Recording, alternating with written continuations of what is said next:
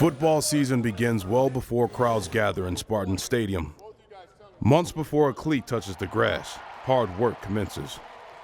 In this time of preparation, leaders emerge, team chemistry is formed, and the way is paved for the ultimate highs and the lowest of lows. The Spartans will draw on the foundation built during this time as they move toward their final game of the regular season. Let's roll, guys. Hard work on one, ready one. Hard work.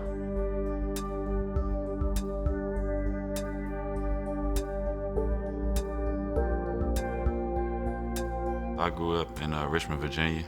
It was nice, growing up there, it's not really can't say like a football town or nothing like that, but a lot of people know everybody. It's pretty, small. My parents put us in sports to keep us out of trouble. He told me either you play sports or, you fall to getting in trouble with street life. I went from football to basketball to track, so we wouldn't get in trouble. Track played a huge role in football. Before I ran track, I was pretty slow. My 9th grade year, I was on JV, and my coach, Coach Cotton, he told me one day, either you get faster or you got to get bigger and play tight end, because I was slow. So I didn't like playing tight end. I didn't want to play tight end. It was too close to the big boys down there. So I decided I was going to run track. And when I got to track, it wasn't more of me just being slow. I just didn't know how to run, and track helped play a role in that, being that you learn how to use all your muscles and being able to hit top speed without somebody chasing you. With track, you running against time, so everything is all in your head, and you have to be able to hit top speed and know how to run and dry your knees. And it's a lot of form and technique and stuff that was taught to me by running track that helped me play a role in me gaining speed in football. At first, my 40 was, I think it was a 4.9, my 9th grade year, and I came back going into my junior year, and my 40 was like a 4.41. I was fast, it was crazy. I was already an athlete, and then track helped shape that even more. Coach Burton, he went to my high school, so since we both from the same high school, same area, he came out there just to watch me practice, track. I ran hurdles, I'm out there blazing, trying to run myself into the ground.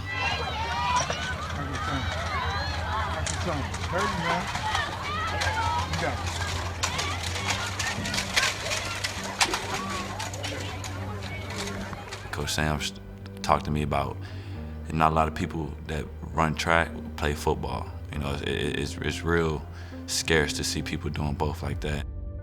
He had balance, he had quickness and strength. Hurdles is just a beautiful display of a guy's ability to make quick movements and things of that nature. So you knew he had that going for him.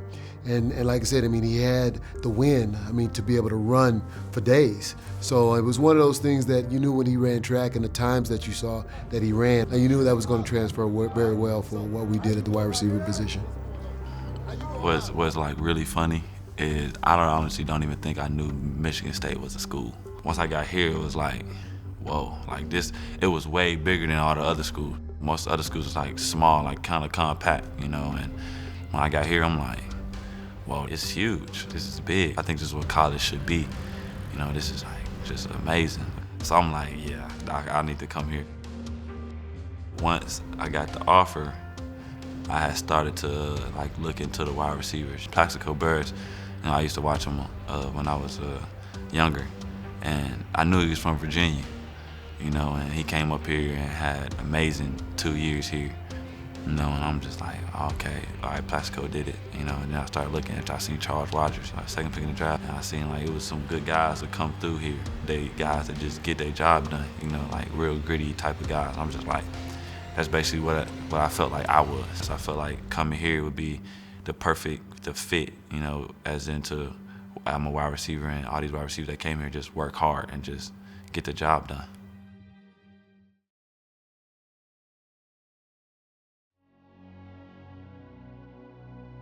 You know how I'm gonna have to use you for? Teaching, okay? Yeah. So Felton's job is to get him cut off to where the defender has to go underneath. Being a great receiver takes more than speed. It requires tedious preparation and incredible focus. It is a process that takes time, patience, and a great deal of trust in fellow teammates. Coach Sam, my freshman year and even last year, you know, it's like me and him had like one of those little rocky relationships. He telling you to do stuff, and sometimes the stuff just never made sense. You know, it's just like I never did it this way before, and he's like, it's not what I'm used to doing. And it's just like he's one of those guys that he's so picky about everything, you know, and like you come in as a freshman, you don't really appreciate that stuff, you know. It's just like, he ride me about this and he ride me about that. It's like, I can't do nothing right here, you know. And then you go to run routes, and he'll play the route up a yard short, you know, and it's like, dude, it's a yard. Come on, man. It's like, it's not even that serious, you know. It's that little baby margin is what you complaining about to me right now. He's a highly intelligent individual. You know, and when you're dealing with highly intelligent individuals, they question everything, you know, and then it's that point of where they stop questioning and buy in. I just had to keep winning him over from day one. I mean, it was just one of those things where he was always questioning. He always had a perspective, and we always had to talk things out, so he understood exactly where I was coming from. As you get older, you realize that little teeny margin could be an interception, you know, or a great catch. Fake on the end around. Now he'll throw left pylon. Nice catch! Felton Davis with a diving catch into the end zone. Touchdown, MSU. Felton Davis has become one tough cover. Felton bought in. With 8 touchdowns going into the final game of the regular season, it is clear that his preparation has paid off. The dedication he has given to himself and the program have matured him into the receiving corps leader he is today. Backup center. See him from time to time. That is hauled in by Davis. Yeah, if you want a picture of a guy that catches the ball right in his hands with great concentration, look at that. Being lined up, you know, and I'm looking at him, and half the time I'm looking at him in his eyes, you know, just to see what he think. You know, just if he relaxed, if he kind of tense, you know. You see a lot of different body languages from DBs when they lined up from different spots on the field. Maybe in the middle of the field, they kind of more relaxed, but it's like once we get down in the red zone, people start to be a little antsy. But once I line up, you know, I feel like there's nobody that can check me, especially when Brian throw a fade. High school, I had like a saying that was like, when in doubt, 18 to bail you out. That's why I used to tell the quarterback, let me make a play. If I don't catch it, nobody gonna catch it. For Felton Davis. He came down with it. Davis comes down with it. Did he have a foot down? He did this. He did. Touchdown MSU with 25 seconds to play.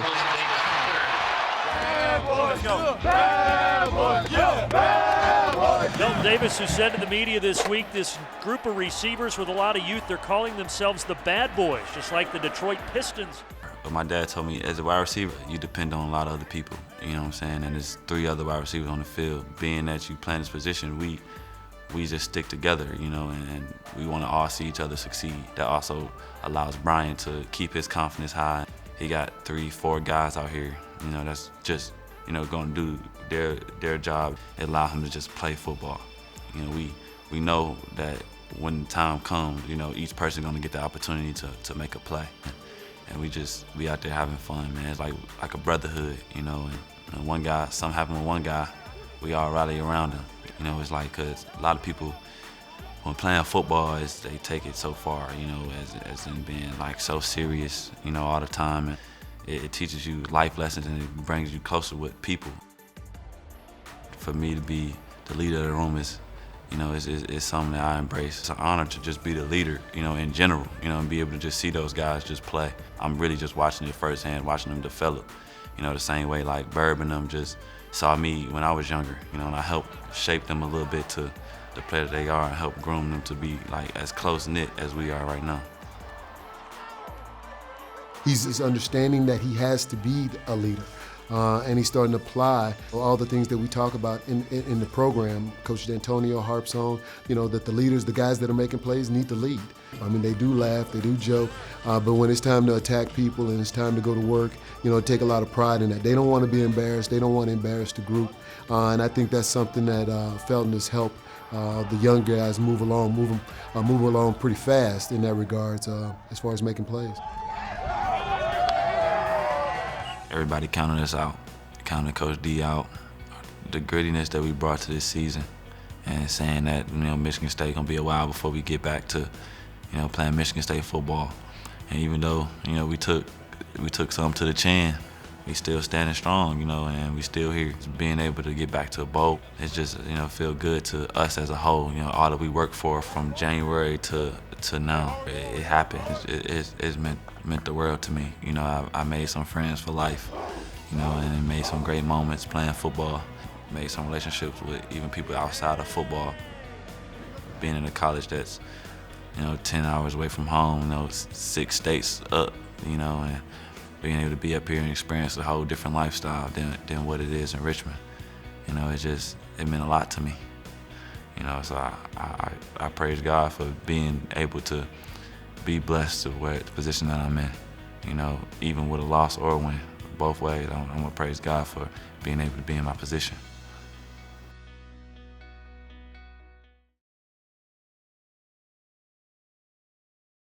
Every college football program strives to prepare its young men for whatever the future holds. For some, this includes more football.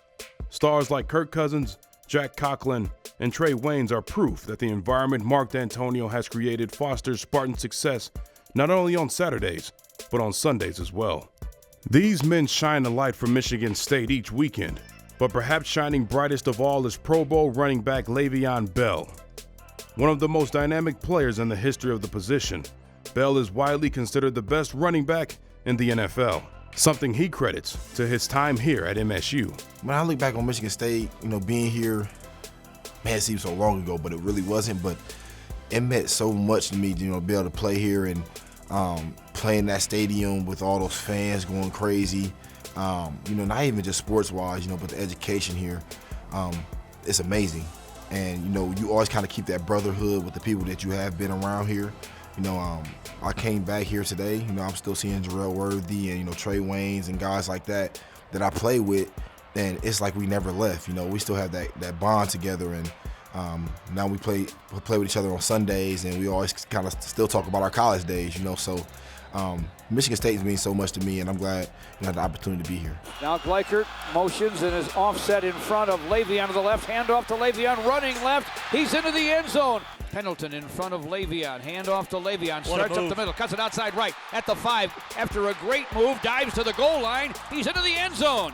Le'Veon to the right of Andrew Maxwell. Handoff to Le'Veon. Breaks a tackle. Now another at the goal line. Into the end zone. Touchdown. Michigan State prepared me for the NFL just because of the fact that the way the offense is here is more NFL oriented. We're not a spread offense team who try to run a whole bunch of cute things. We really I formation, fullback. We can run the ball. You got to learn pass protection. We run the ball out of single back, outside zone, inside zone. And so when I transitioned to the NFL, it was literally like the same thing, just different, I guess verbal plays. The plays are called differently, but it's initially the same plays, so it wasn't totally new to me, and I think Michigan State helped me with that the most that I could possibly be helped with. Straight eye. Hand off to Le'Veon. A lot of room up the middle. A hurdle at the 35 of Boise. And after 20 years without, Le'Veon helped bring Michigan State a Big Ten title, as well as the first bowl win of the D'Antonio era. He was more than just a dynamic threat for the Spartan offense. He was an integral part of building the program into what it is today. Man, it means everything in the world to me to just know I was a part of the foundation, kind of getting it started. And now I'm a guy when I'm in the league and I'm in the locker room, I could just talk trash to other teams, because I know we're good. I know we're going to go out there and win games. And just to be a part of it, and I know guys, we're going to go out there and work hard. We're going to have a winning season. We're going to have the opportunity to be in the college football playoffs, the Big Ten championships each and every year. We're always going to be competing for that. There's no other better feeling, and I can just brag about that in the locker room all the time. Bell has been named to the Pro Bowl twice during his career already. Currently ranks 2nd in the NFL in rushing. He was named the Steelers MVP last season after leading the NFL with 157 yards per game. Spartan fans, let's welcome back both Le'Veon Bell and Jarrell Worthy.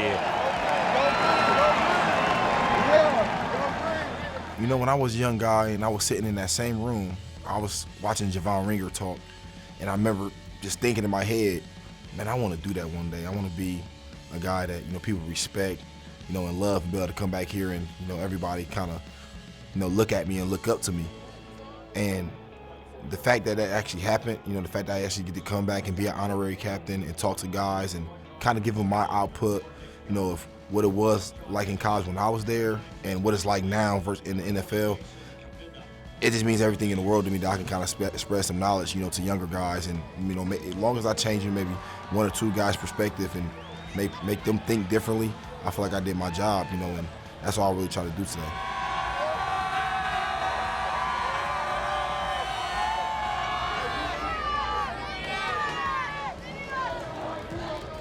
Go green.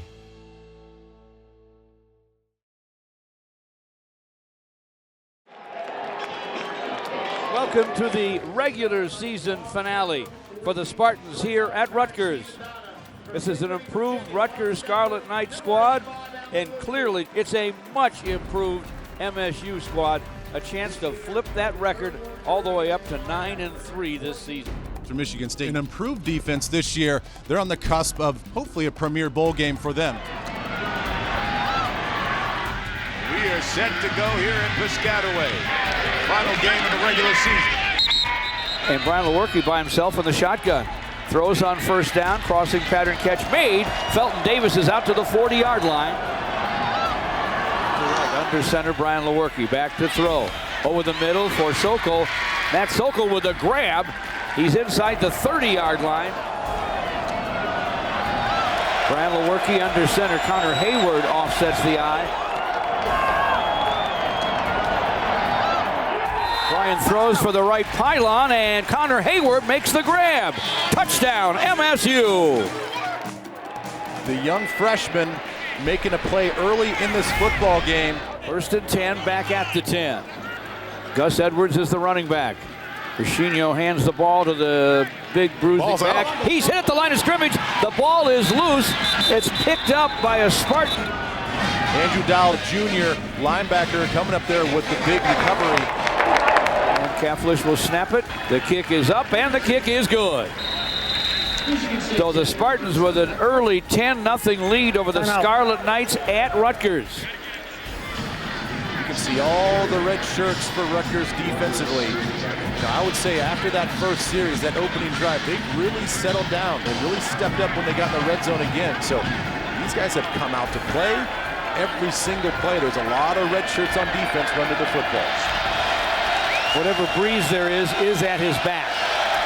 Perfect snap. Here's the put down. The kick is on the way, and it is good. That ties a career high for Matt Coughlin, a 46-yard field goal. He's 3 for 3 in the first half. 16-7 halftime lead at Rutgers.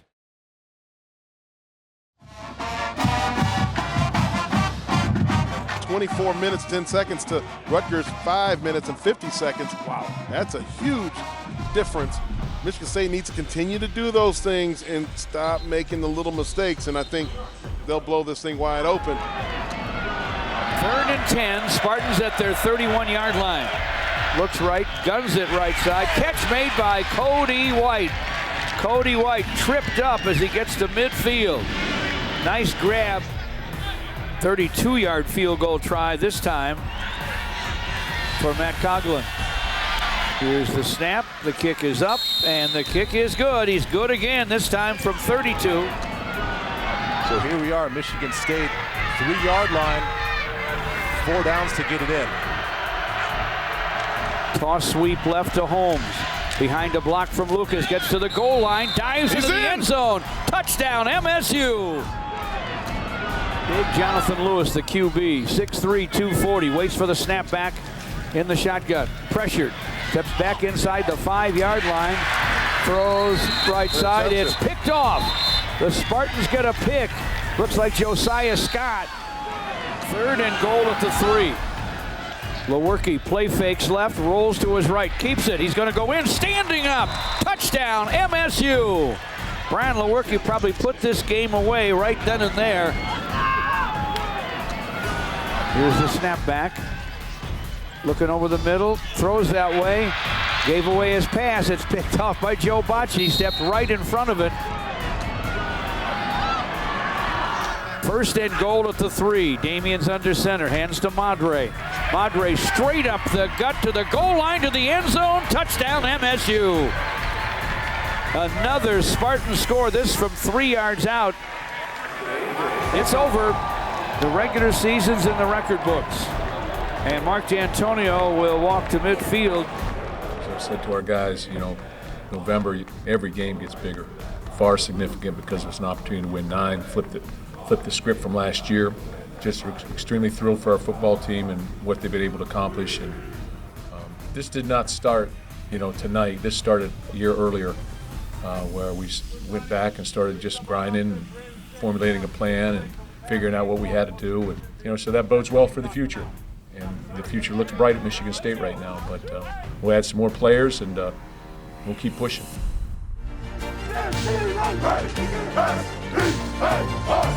Hey!